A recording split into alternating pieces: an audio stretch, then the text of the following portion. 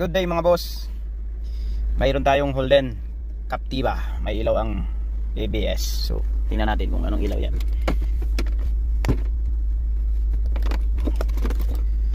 Sakan muna natin ng mahiwagang basic lang muna. Ang basic, saksakan ng scanner para alam, hindi yung marami na tayong sinabi tapos wala namang nakita. Yan, saksak ko muna, Brad. So ayan guys, sinaksak na natin yan. Nandito na yun. So tingnan natin kung anong makikita natin dyan sa na yan, local diagnose. Captiva Holden. Wala atang Holden dito so chip na lang. Meron Holden Australia. Ito pag wala tayong negosyo bro, tayo mag-uusad ng buhay natin dito. Siyempre bro. Hanap ko ng kotse ni Airplane, buy and sell tayo. Pwede naman. Ako pinag. Pwede. Akong taga-ayos. Tapos iin mo lang yung medyo hindi masyadong mura. hindi masyadong yung brand na hindi masyadong baka ang kinalabasan baka pag ni-repair natin pabalik-balik lang sa'yo.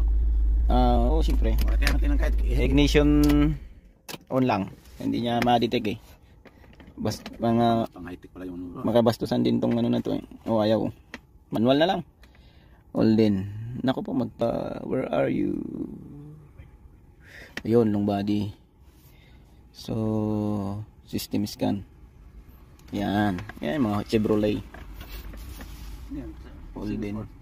Si Brad Orwell. Brad Orwell.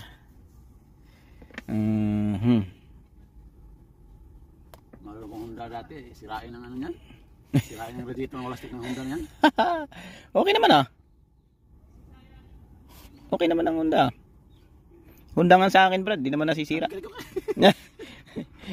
Okay, wait lang Ayan siya guys, nawala na. So ang problema niya is reset lang kasi umilaw yung front wheel sensor kasi pinalitan natin ng front wheel bearing. So reset lang tayo.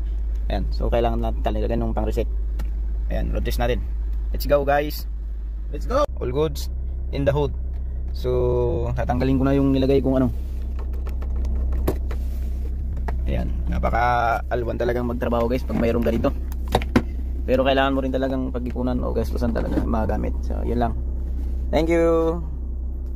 Have a good day. See ya. Basic.